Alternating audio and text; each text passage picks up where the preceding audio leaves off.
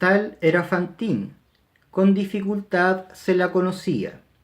Sin embargo, al examinarla atentamente, se descubría siempre su hermosura. Un pliegue triste, que parecía un principio de ironía, arrugaba su mejilla derecha.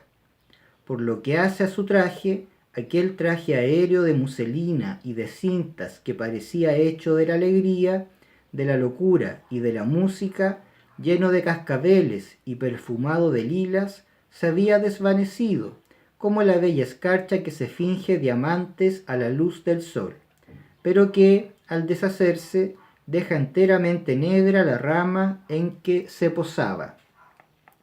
10 meses habían transcurrido desde la famosa sorpresa. ¿Qué había sucedido durante estos 10 meses? Fácil es adivinarlo. Después del abandono, la miseria. Fantine había perdido consecutivamente de vista a Favorita, Zefina y Dalia. El lazo, una vez cortado por el lado de los hombres, se había deshecho por el lado de las mujeres. 15 días después se hubieran admirado mucho si se les hubiera dicho que eran amigas.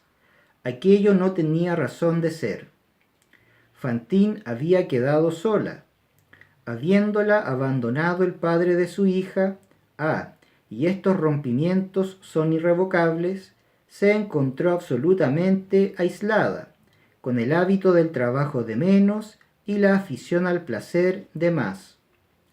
Impulsada por sus relaciones con Tholomyès a despreciar el pobre oficio que sabía, había descuidado sus medios de trabajo, y todas las puertas llegaron a cerrársele.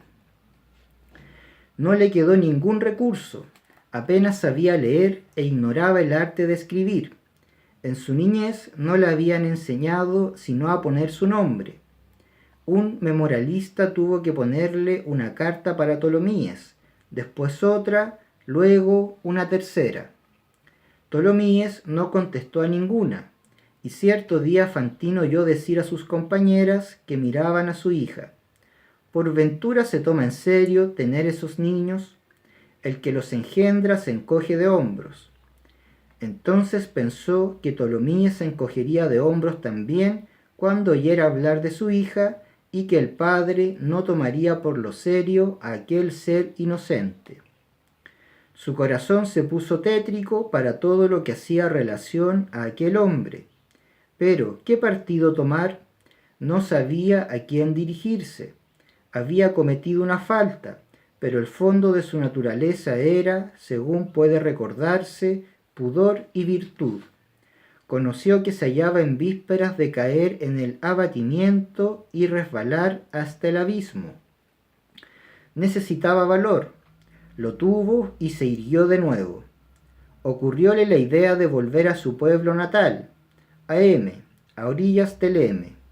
¿Acaso allí la conocería alguno y le daría trabajo? Sí, pero érale menester ocultar su falta. Entonces entrevió confusamente la necesidad posible de una separación más dolorosa aún que la primera.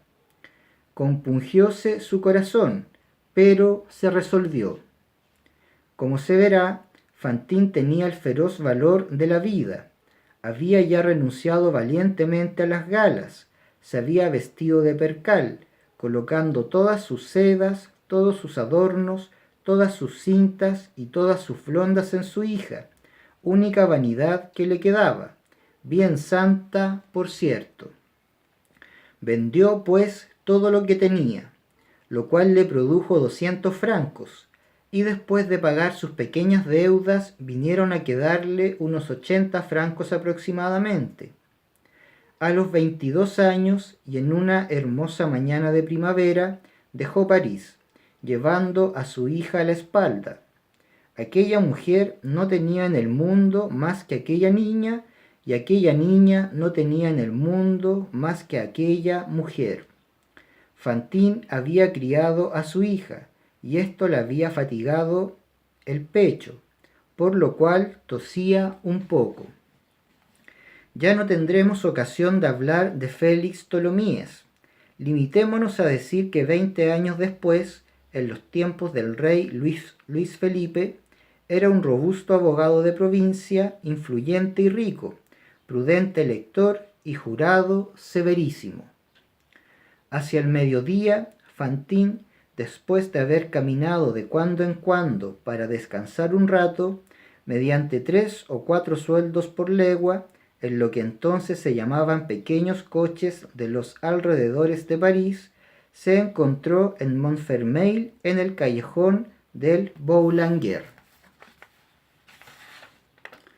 Al pasar por delante de la hostería de Thénardier, las dos niñas, tan contentas en su columpio monstruo, produjeron en ella una especie de deslumbramiento, y se detuvo ante aquella visión de alegría.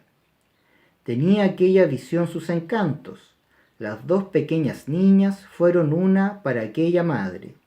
Contemplábalas toda conmovida. La presencia de los ángeles es anuncio del paraíso. Creyó ver por encima de aquella hostería el misterioso aquí de la providencia. Aquellas dos niñas eran evidentemente dichosas. Mirábalas y las admiraba conmovida de tal modo que al tomar su madre aliento entre los dos versos de su canción, no pudo menos de decirle las palabras que se acaban de leer. Tenéis dos hermosas niñas, señora. Las criaturas más feroces se sienten desarmadas cuando se acaricia a sus hijos. La madre levantó la cabeza y la dio gracias, e hizo sentar a la transeúnte en el escalón de la puerta, porque ella estaba también en el umbral. Las dos mujeres hablaron. Me llamo la señora Thénardier, dijo la madre de las dos niñas. Tenemos esta hostería. Después, siempre con su canción, añadió entre dientes.